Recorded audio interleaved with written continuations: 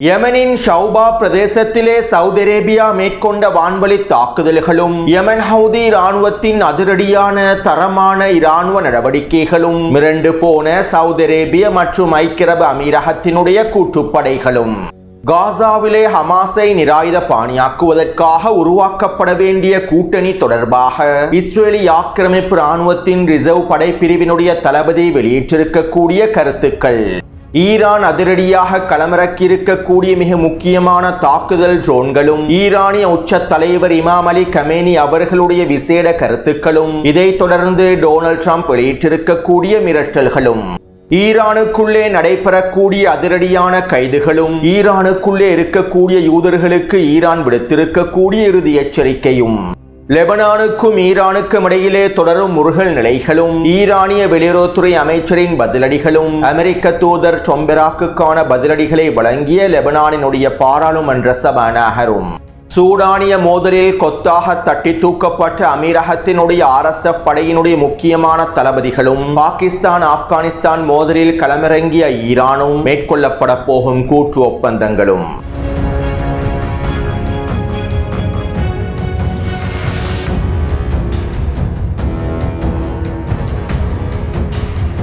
மூலோபாய பிரதேசமான ஹெக்லிக் பிரதேசத்தினை அமீரகத்தினுடைய RSF படைகள் கைப்பற்றியதை தொடர்ந்து சூடானிய அரச இராணுவம் ஈரானிய ட்ரோன்களை பயன்படுத்தி ஹெக்லிக் பிரதேசத்திலே தொடர்ச்சியான தாக்குதல்களை மேற்கொண்டு வருகின்றது. இதற்கமைவாக நேற்றைய தினமும் ஹெக்லிக் பிரதேசத்திலே நிலை கொண்டிருக்கக்கூடிய அமீரகத்தின் RSF படைகளை இலக்கு வைத்து வீரியமான ட்ரோன் தாக்குதல்கள் மேற்கொள்ளப்பட்டுள்ளன.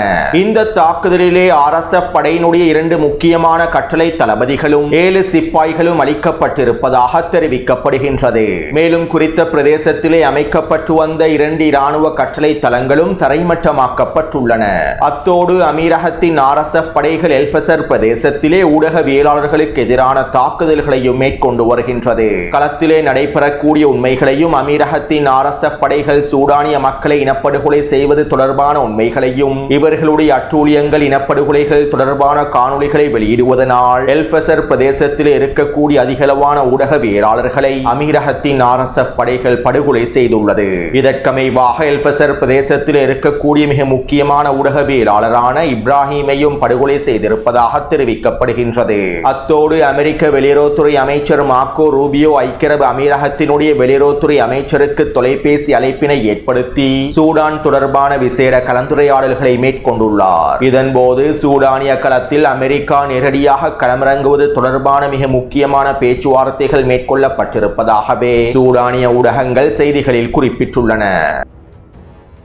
அடுத்து கடந்த ஒரு வாரமாக பாகிஸ்தானுக்கும் ஆப்கானிஸ்தானுக்கும் இடையில் மோதல்கள் தொடர்கின்றன. ஆப்கானிஸ்தான் மற்றும் பாகிஸ்தான் எல்லை பிரதேசத்திலேயே இந்த மோதல்கள் தொடர்ச்சியாக மேற்கொள்ளப்பட்டு வருகின்றன. கடந்த மாதம் துரோகி அர்துகானினுடைய தலைமையில் ஆப்கானிஸ்தானுக்கும் பாகிஸ்தானுக்கும் இடையிலான யுத்த நிறுத்தத்தினை ஏற்படுத்தக்கூடிய பேச்சுவார்த்தைகள் மேற்கொள்ளப்பட்டிருந்தன. இஸ்தான்புல் நகரில் தான் இரு தரப்பினருக்கும் இடையில் பேச்சுவார்த்தைகள் மேற்கொள்ளப்பட்டிருந்தன. இருப்பினும் ஆப்கானிஸ்தானுக்கும் பாகிஸ்தானுக்கும் இடையிலான மோதல்கள் முடிவடையவில்லை. எல்லை பிரதேசத்தில் தொடர்ச்சியாக தாக்குதல்களை மேற்கொண்டு வருகின்றார்கள். இப்படியான நிலைமையிலேயே தற்போது பாகிஸ்தானுக்கும் ஆப்கானிஸ்தானுக்கும் இடையிலான யுத்த நிறுத்தத்தினை ஏற்படுத்துவதற்காகவும் மோதல்களை முடிவுக்கு கொண்டு வருவதற்காகவும் ஈரான் களமிறங்கியுள்ளது. கடந்த மாதமும் இந்த மோதலை முடிவுக்கு கொண்டு வருவதற்காக ஈரான் களமிறங்கி இருந்தது. ஆப்கானிஸ்தானுக்கும் பாகிஸ்தானுக்கும் இடையிலான பேச்சுவார்த்தைகளை மேற்கொள்வதற்கும் ஈரான் தயாரானது. ஆனால் துரோகி அர்துகான் மூக்கை நுழைத்து பாகிஸ்தானையும் ஆப்கானிஸ்தானையும் துருக்கிக்கு அழைத்து பேச்சுவார்த்தைகளை மேற்கொண்டார். எனவே தற்போது துருக்கியினுடைய பேச்சுவார்த்தைகள் தோல்வியடைந்துள்ள நிலைமையிலேயே ஈரான் மீண்டும் களமிறங்கி பாகிஸ்தானுக்கும் ஆப்கானிஸ்தானுக்கும் இடையிலான பேச்சுவார்த்தைகளையும் ஆரம்பித்துள்ளது. அத்தோடு இந்த பேச்சுவார்த்தைகளில் ஈரான் ரஷ்யா சீனா உஸ்பெகிஸ்தான் மற்றும் தஜிகிஸ்தான் ஆகிய நாடுகளையும் இணைத்துக் கொண்டுள்ளது. அதாவது அடுத்த வாரம் ஈரானும் ரஷ்யாவும் சீனாவும் பாகிஸ்தானும் ஆப்கானிஸ்தானும் தஜிகிஸ்தானும் உஸ்பெகிஸ்தானும் ஒன்றிணைந்து பேச்சுவார்த்தைகளை மேற்கொள்ளப் போகின்றார்கள். மேலும் இதன்போது ஒரு கூட்டு ஒப்பந்தத்தினை மேற்கொள்ளப் போவதாகவும் இந்த கூட்டு ஒப்பந்தத்தின் மூலமாக பாகிஸ்தானுக்கும் ஆப்கானிஸ்தானுக்கும் இடையிலான மோதலை முடிவுக்கு கொண்டு வர முடியும் என்றும் ஈரானிய ஊடகங்களும் செய்திகளை வெளியிட்டுள்ளன. அடுத்து சிரியாவினுடைய வடக்கு பிரதேசத்திலே பதற்ற நிலைமையானது அதிகரித்துக் கொண்டே செல்கின்றது. துருக்கி அதனுடைய தரைப்படைகளை தொடர்ச்சியாக வடக்கு பிரதேசத்தில் களமிறக்கி வருகின்றது. மேலும் துருக்கி ஆதரவு படையான SNA படைகளும் துருக்கிய படைகளோடு ஒன்றிணைந்து குர்திஷ் படையான SDF படைக்கு எதிரான தாக்குதல்களை தரைவழி தாக்குதல்களை ஆரம்பிப்பதற்கான தயார்படுத்தல்களை மேற்கொண்டு வருகின்றன.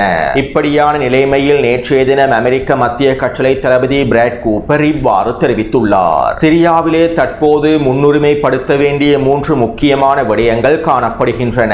ஒன்று, ISIS பயங்கரவாதிகளுக்கு எதிராக செயற்பட வேண்டும். இரண்டாவது, குர்திஷ் படையான SDF படைக்கும் சிரியாவின் அரச படையான ஜூலானி அரசாங்கத்தினுடைய படைகளுக்கும் இடையில் ஒருங்கிணைப்பு ஏற்படுத்தப்பட வேண்டும். மார்ச் 10ஆம் திகதி ஒப்பந்தத்தினை அமெரிக்கா முழுமையாக ஆதரிக்கின்றது. சிரியாவை கட்டியெழுப்புவதற்கு குர்திஷ் படைப்பிரிவும் சிரிய அரசாங்கத்தினுடைய படைப்பிரிவுகளும் ஒன்றிணைந்து செயற்பட வேண்டும். இதன் மூலமே சிரியாவினுடைய எதிர்காலத்தையும் பாதுகாக்க முடியும். சிரியாவிலே அதிகளவான நலன்களையும் பெற்றுக்கொள்ள முடியும். இதனால் குர்திஷ் படையான SDF படையானது மார்ச் 10ஆம் திகதி ஒப்பந்தத்திற்கு அமைவாக ஜூலானியின் அரசாங்கத்தோடு ஒருங்கிணைப்பை ஏற்படுத்தி அடுத்த கட்ட வேலை திட்டங்களை ஒன்றாக மேற்கொள்ள வேண்டும். மூன்றாவது, சிரியாவின் அரச படைகளை வலுப்படுத்த வேண்டும். சிரியாவின் அரச படைகளுக்கு கீழால் இருக்கக்கூடிய பல உப படைக்குழுக்கள் ஒன்றிணைந்து செயற்பட வேண்டும். இவர்களுக்கு இடையிலான ஒருங்கிணைப்பு அதிகரிக்கப்பட்டு சிரியாவினுடைய அரச படையானது வலுப்படுத்தப்பட வேண்டும் என அமெரிக்க மத்திய கட்டளை தளபதி பிராட் கூப்பர் தெரிவித்துள்ளார். இங்கிருக்கக்கூடிய வேடிக்கையான விடயம் என்னவென்றால், ஜூலானியின் அரச படைகளை பலப்படுத்துவதற்காக அரச படைகளுக்கு கீழால் இருக்கக்கூடிய உப படைப்பிரிவுகள் ஒன்றிணைந்து செயற்பட வேண்டும் என அமெரிக்க மத்திய கட்டளை தளபதி தெரிவித்திருப்பதாகும். அதாவது 20க்கும் அதிகமான பல தக்ஃபீரி பயங்கரவாத குழுக்களை ஒன்றிணைத்தே ஜூலானி இந்த அரச படைகளை உருவாக்கியுள்ளார். கடந்த வருடம் இந்த தக்ஃபீரி பயங்கரவாத குழுக்கள் அனைத்தும் அமெரிக்காவினுடைய பயங்கரவாத பட்டியலிலேயே இணைக்கப்பட்டிருந்தன.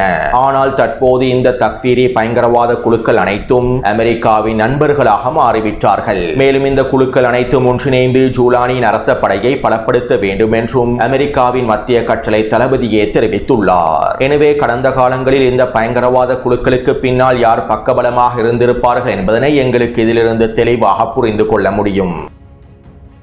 அடுத்து அமெரிக்க தூதர் டாம் பெராக் இவ்வாறு தெரிவித்துள்ளார். சிரியாவினுடைய எதிர்காலம் இஸ்ரேலோடு அதனுடைய உறவுகளை வலுப்படுத்துவதிலேயே தங்கியுள்ளது.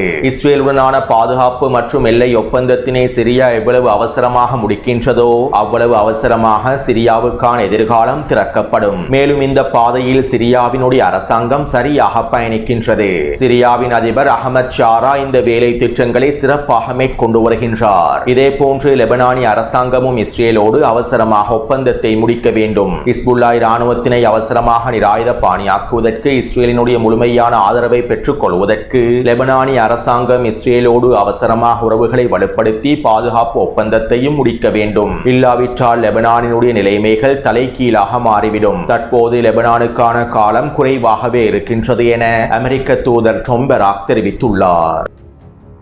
இதைத் தொடர்ந்து லெபனானினுடைய சபாநாயகர் நஹ்பி பெர்ரி அவர்கள் இவ்வாறு தெரிவித்தார். அமெரிக்க தூதர் டாம் பெராக்கினுடைய கருத்துக்களை நாங்கள் நிராகரிக்கின்றோம். டாம் பெராக்கினுடைய கருத்துக்கள் முட்டாள்தனமானவையாகும். மேலும் சிரியாவோடு லெபனானை ஒப்பிட்டு கூறுவதும் கடந்த காலங்களில் லெபனானை சிரியாவோடு இணைப்பதாக டாம் பெராக் கூறியதும் லெபனானினுடைய இறையாண்மையை மீறக்கூடிய செயல்களாகும். இவற்றை நாங்கள் ஒரு பொழுதும் ஏற்றுக்கொள்ளப் போவதில்லை. அமெரிக்க தூதர் டாம் பெராக்கை நான் எச்சரிக்கின்றேன். லெபனானிய மக்களை வீணாக கோபப்படுத்த வேண்டாம் என லெபனானினுடைய சபாநாயகர் நஹ்பி பெர்ரி அவர்கள் தெரிவித்துள்ளார். அடுத்து லெபனானுக்கும் ஈரானுக்கும் இடையிலான முறுகல் நிலைகள் தொடர்கின்றன. மேலும் இந்த முறுகல் நிலைகளை முடிவுக்கு கொண்டு வருவதற்காகவும் லெபனானுக்கும் ஈரானுக்கும் இடையிலான உறவுகளை வலுப்படுத்துவதற்காகவும் லெபனானினுடைய வெளியுறவுத்துறை அமைச்சரை ஈரானுக்கு வருகை தருமாறு ஈரானிய வெளியுறவுத்துறை அமைச்சர் அழைப்பு விடுத்திருந்தார். இருப்பினும் லெபனானினுடைய வெளியுறவுத்துறை அமைச்சர் ஈரானுக்கு வருகை தரப்போவதில்லை என வெளிப்படையாக அறிவித்துள்ளார். இதைத் தொடர்ந்து ஈரானினுடைய வெளியுறவுத்துறை அமைச்சர் அப்பாஸ் அரக்சி அவர்கள் இவ்வாறு பதில் வழங்கினார். இஸ்ரேலிய ஆக்கிரமிப்பின் அப்பட்டமான யுத்த மீறல்களுக்கு மத்தியில் இஸ்ரேலிய ஆக்கிரமிப்பின் தொடர்ச்சியான தாக்குதல்களுக்கு மத்தியில் எனது லெபனான் பிரதிநிதி ஈரானுக்கு வருகை தருவதற்கு மறுப்பு தெரிவித்துள்ளார். இருப்பினும் நான் லெபனானுக்கு வருகை தருவதற்கு தயாராகவே இருக்கின்றேன். நாங்கள் ஆக்கிரமிப்பின் அச்சுறுத்தல்களை கண்டு பயப்படுவதில்லை. இதனால் நான் என்னுடைய பிரதிநிதியை சந்திப்பதற்கு லெபனானுக்கே வருகை தருகின்றேன் என ஈரானினுடைய வெளியுறவுத்துறை அமைச்சர் அப்பாஸ் அரக்சி அவர்கள் தெரிவித்துள்ளார்.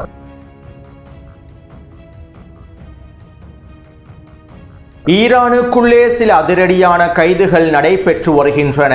ஈரானுக்குள்ளே இருக்கக்கூடிய சில முக்கியமான புள்ளிகளை அதிரடியாக கைது செய்யப்பட்டு வருகின்றார்கள். மேலும் ஈரானிய ராணுவத்தோடு சம்பந்தப்பட்டிருக்கக்கூடிய சில புள்ளிகளும் கைது செய்யப்பட்டு வருவதாகவும் தகவல்கள் வெளியாகியுள்ளன.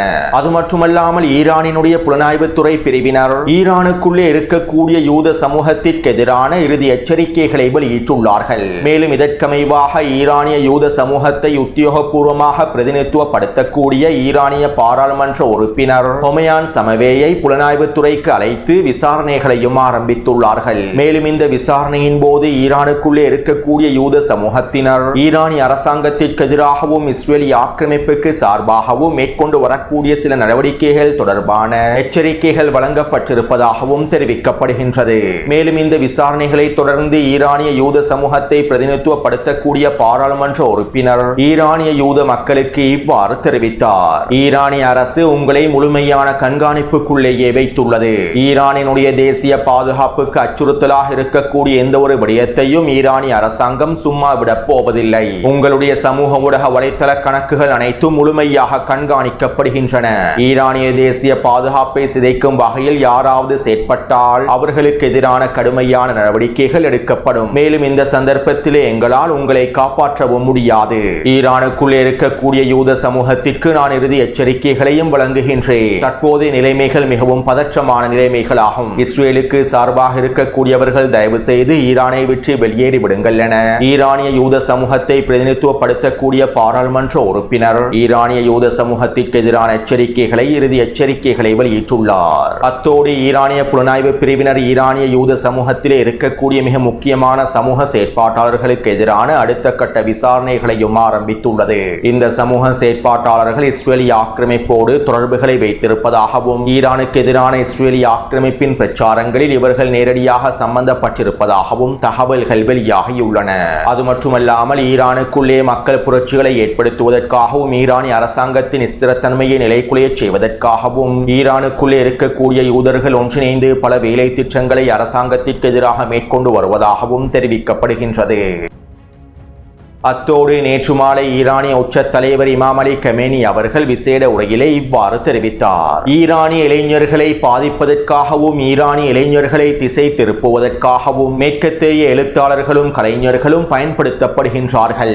ஈரானிய பொதுமக்களை திசை திருப்புவதற்காகவும் ஈரானிய மக்களிடத்திலே பதற்றத்தினை ஏற்படுத்துவதற்காகவும் ஈரானிய மக்களை அரசுக்கு எதிராக திருப்பி விடுவதற்காகவும் மேற்கத்திய சக்திகள் ஊடக பிரச்சாரங்கள் மூலமாக முதலீடுகளை மேற்கொண்டுள்ளன. இதனால் தற்போது ஈரானிய மக்கள் மிகப்பெரிய ஊடக பிரச்சார போருக்கு மத்தியில் இருக்கின்றார்கள். அதே நேரம் எங்களுடைய மக்கள் மிகவும் உறுதியாகவும் பொறுமையாகவுமே இருக்கின்றார்கள். மேற்கத்திய சக்திகள் இந்த ஊடக பிரச்சாரங்கள் மூலமாக எங்களுடைய ஈரானிய மக்களுக்குள்ளே நுழைந்து ஊடுருவி அவர்களுடைய மனதிலும் எண்ணத்திலும் மாற்றத்தினை ஏற்படுத்துவதற்கே முயற்சி செய்கின்றார்கள். இருப்பினும் இவர்களுடைய இந்த முயற்சிகள் ஒரு பொழுதும் வெற்றி அளிக்கப் போவதில்லை. ஏனென்றால் ஈரானிய மக்கள் தெளிவாகவும் உறுதியாகவுமே இருக்கின்றார்கள். ஆக்கிரமிப்புக்கு எதிராக ஒற்றுமையாக இருக்கின்றார்கள். மேலும் தற்போதைய சூழ்நிலையில் நாங்கள் அனைவரும் ஒன்றிணைந்து வினைத்திறனாக செயற்பட வேண்டும் என ஈரானினுடைய உச்ச தலைவர் இமாம் அலி கமேனி அவர்கள் தெரிவித்துள்ளார். இதைத் தொடர்ந்து நேற்றிரவு நடைபெற்ற ஊடக சந்திப்பிலே டொனால்ட் ட்ரம்ப் இவ்வாறு தெரிவித்தார். நாங்கள் மிகவும் பலமானவர்கள். அமெரிக்க இராணுவம் மிகவும் பலம் வாய்ந்த இராணுவமாகும். ஈரானிய ஏவுகணைகளை எங்களால் இலகுவாக சுட்டு வீழ்த்திவிட முடியும். ஈரானிய ஏவுகணை திறன்களை எங்களால் முழுமையாக சமாளிக்க முடியும். இதற்கான எல்லாவிதமான சக்திகளும் எங்களிடம் காணப்படுகின்றன. நாங்கள் இஸ்ரேலுக்கு நிறையவே உதவி செய்துள்ளோம். இன்னும் தொடர்ச்சியாக பல உதவிகளை மேற்கொள்வோம். இதே போன்று இஸ்ரேலும் சிறப்பாக செயற்பட்டது. ஈரானுக்கு எதிராகவும் அச்சுறுத்தல்களுக்கு எதிராகவும் இஸ்ரேல் சிறப்பாக செயற்பட்டது. இஸ்ரேலியர்கள் தைரியமாக போராடினார்கள். நாங்கள் ஈரானுக்கு எதிராக பெரிய அளவில் தாக்குதல்களை மேற்கொள்ளவில்லை என்றால், ஈரானிய அணுசக்தி திறன்களை முழுமையாக அளிக்கவில்லை என்றால், மத்திய கிழக்கு பிராந்தியத்தில் இருக்கக்கூடிய தலைவர்களோடு நாங்கள் ஒப்பந்தங்களை மேற்கொண்டிருக்க முடியாது. உண்மையில் ஈரான் ஒரு சிறந்த நாடே அல்ல. எல்லோரும் பயப்படக்கூடிய ஒரு நாடாகவே ஈரான் காணப்படுகின்றது. எங்களுடைய தாக்குதல் தாக்குதல்களுக்கு பின்பு தற்போது ஈரான் ஒரு தாழ்த்தப்பட்ட நாடாகவே மாறிவிட்டது. ஆனால் அவர்கள் முயற்சி செய்து மீண்டும் திரும்பி வருவார்கள் என நினைக்கின்றேன். அவர்கள் மீண்டும் திரும்பி வரலாம், ஏனென்றால் அவர்கள் திறமையானவர்கள். இதனால் அவர்கள் விரைவாக அனைத்தையும் மீட்டெடுத்து திரும்பி விடுவார்கள். ஆனால் இவ்வாறு அவர்கள் திறன்களை மீட்டெடுத்து களத்திற்கு திரும்பி வரக்கூடிய சந்தர்ப்பத்தில் அமெரிக்காவோடு ஒப்பந்தத்தை மேற்கொள்ள வேண்டும். மேலும் எங்களோடு ஒப்பந்தத்தை முடிக்காமல் ஈரான் மீண்டும் செயற்பட்டால் நாங்கள் ஈரானுக்கு தகுந்த பாடத்தினை கற்பிப்போம் என டொனால்ட் ட்ரம்ப் ஈரானுக்கு எதிரான மிரட்டல்களை வெளியிட்டுள்ளார். அதாவது ஈரான் டொனால்ட் ட்ரம்பினுடைய நிபந்தனைகளை ஏற்றுக்கொண்டு அமெரிக்காவுடனான ஒப்பந்தத்தை முடிக்க வேண்டும். அவ்வாறு ஈரான் அமெரிக்காவுடனான ஒப்பந்தத்தினை முடிக்காவிட்டால், ஈரான் அனைத்து திறன்களையும் முழுமையாக மீட்டெடுத்தால் நாங்கள் ஈரானுக்கு எதிரான அடுத்த கட்ட தாக்குதல்களை ஆரம்பிப்போம் என்பதனையே டொனால்ட் ட்ரம்ப் தெரிவித்துள்ளார். அடுத்து ஈரான் அதனுடைய அதிரடியான ஹதீத் 110 என்கின்ற ட்ரோனை களமிறக்கியுள்ளது. அதாவது குறித்த ட்ரோனானது ஸ்டெல்த் தொழில்நுட்பத்தை கொண்டிருக்கக்கூடிய தாக்குதல் திறனை கொண்டிருக்கக்கூடிய ஒஃபென்சிவ் ட்ரோன் ஆகும். உளவு தகவல்களை சேகரிப்பதற்காகவும் கண்காணிப்பு நடவடிக்கைகளை மேற்கொள்வதற்காகவுமே ஈரான் ஸ்டெல்த் தொழில்நுட்பத்தை கொண்டிருக்கக்கூடிய ட்ரோன்களை களமிறக்கி இருந்தது.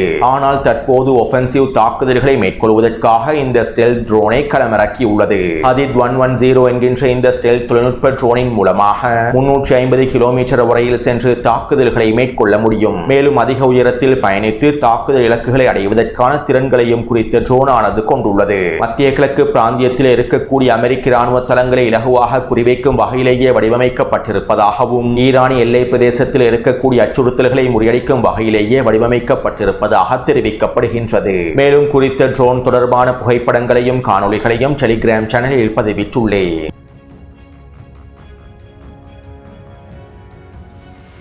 யமனின் களத்திலே மோதல்கள் தொடர்கின்றன.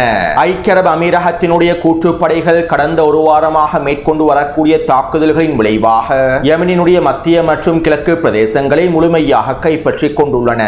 குறித்த வரைபடத்திலே ஊதா நிறத்தினால் காண்பிக்கப்பட்டிருக்கக்கூடிய பிரதேசங்கள் அனைத்தும் அமீரக கூற்றுப்படையான STC படையினுடைய கட்டுப்பாட்டுக்கு கீழாலேயே கொண்டு வரப்பட்டுள்ளன.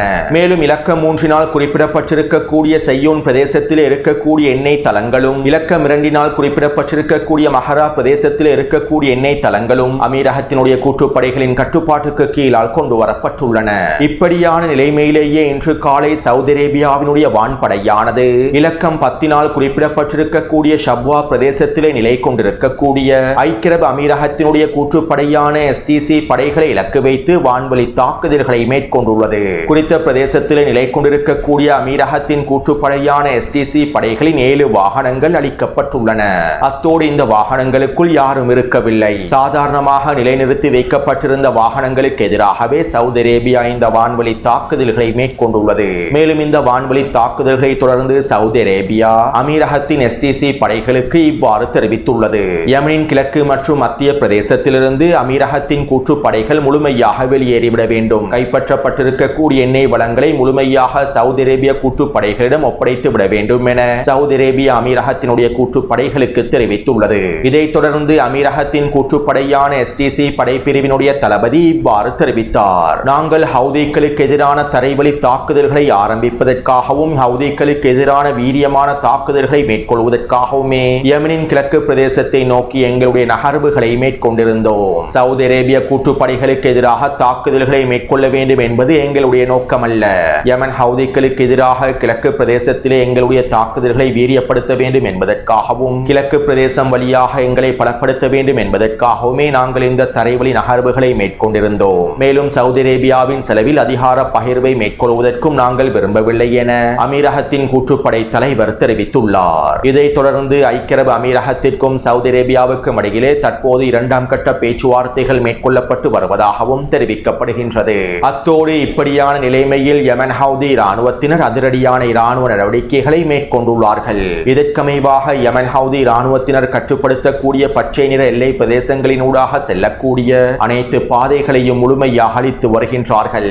அதாவது குறித்த வரைபடத்திலே யமன் ஹவுதி இராணுவத்தினர் கட்டுப்படுத்தக்கூடிய பச்சை நிற பிரதேசங்களினுடைய கிழக்கு பிரதேசத்திலும் தெற்கு பிரதேசத்திலும் இருக்கக்கூடிய மிக முக்கியமான நெடுஞ்சாலைகளையும் பாதைகளையுமே அளித்து வருகின்றார்கள். அதாவது சவுதி அரேபியாவுடைய கூற்றுப்படைகளோ ஐக்கிய அரபு அமீரகத்தினுடைய கூற்றுப்படைகளோ யமன் ஹவுதி இராணுவத்தினர் கட்டுப்படுத்தக்கூடிய பிரதேசங்களுக்குள் இந்த பாதைகளின் ஊடாக நுழைந்துவிடக் கூடாது என்பதற்காகவே யமன் ஹவுதி இராணுவத்தினர் முன்னெச்சரிக்கை தயார்படுத்தல் நடவடிக்கையாக இந்த பாதைகளை சிதைத்து வருகின்றார்கள். மேலும் இவ்வாறு யமன் ஹவுதி இராணுவத்தினர் அதிரடியான நடவடிக்கைகளை மேற்கொண்டிருப்பது அமீரகத்தினுடைய கூட்டுப்படைகளுக்கும் சவுதி அரேபியாவின் கூட்டுப்படைகளுக்கும் மிகப்பெரிய அதிர்ச்சியையும் ஏற்படுத்தி இருப்பதாக தெரிவிக்கப்படுகின்றது.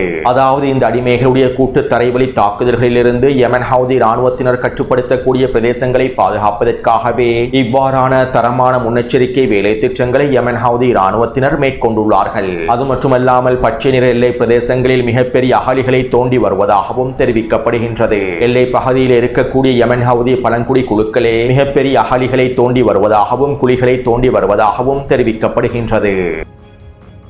அடுத்து காசாவின் களத்திலே இஸ்ரேலிய ஆக்கிரமிப்பு தொடர்ச்சியான தாக்குதல்களை மேற்கொண்டு வருகின்றது. கடந்த 24 மணித்தியாலங்களுக்குள் காசாவிலே 5க்கும் அதிகமான வான்வெளி தாக்குதல்களையும் பீரங்கி தாக்குதல்களையும் இஸ்ரேலிய ஆக்கிரமிப்பு மேற்கொண்டுள்ளது. மேலும் காசாவின் களத்திலே அதிக மழை பொழிவினாலும் வெள்ளத்தினாலும் பலஸ்தீனிய மக்கள் சொல்லன்னா துன்பங்களை அனுபவித்து வருகின்றார்கள். அத்தோடு காசாவிலே ஹமாஸை நிராயுதபாணியாக்குவது தொடர்பாக இஸ்ரேலிய ஆக்கிரமிப்பு ராணுவத்தின் ரிசர்வ் படைப்பிரிவு தளபதியாக இருக்கக்கூடிய பிரிகேடியர் ஜெனரல் யுவல் பசாக் இவ்வாறு தெரிவித்துள்ளார். நாங்கள் டொனால்ட் ட்ரம்பின் 2வது கட்ட திட்டத்தில் இருக்கின்றோம். இந்த 2வது கட்டத்திலே ஹமாஸை நிராயுதபாணியாக்குவது மிக முக்கியமானதாகும். மேலும் இந்த திட்டத்திலே ஹமாஸை நிராயுதபாணியாக்குவதற்கு நாங்கள் எங்களுடைய கூட்டணியை பலப்படுத்த வேண்டும். அதாவது அமெரிக்காவும் இஸ்ரேலும் எங்களுடைய நண்பர்களான சன்னி அரபு நாடுகளும் ஒன்றிணைந்து எங்களுடைய கூட்டணியை வலுப்படுத்த வேண்டும். எங்களுடைய நண்பர்களான அரபு நாடுகள் ஹமாஸுக்கு உச்சழுத்தங்களை வழங்க வேண்டும். இவ்வாறு ஹமாஸுக்கு உச்சழுத்தங்களை வழங்குவதன் மூலமாகவே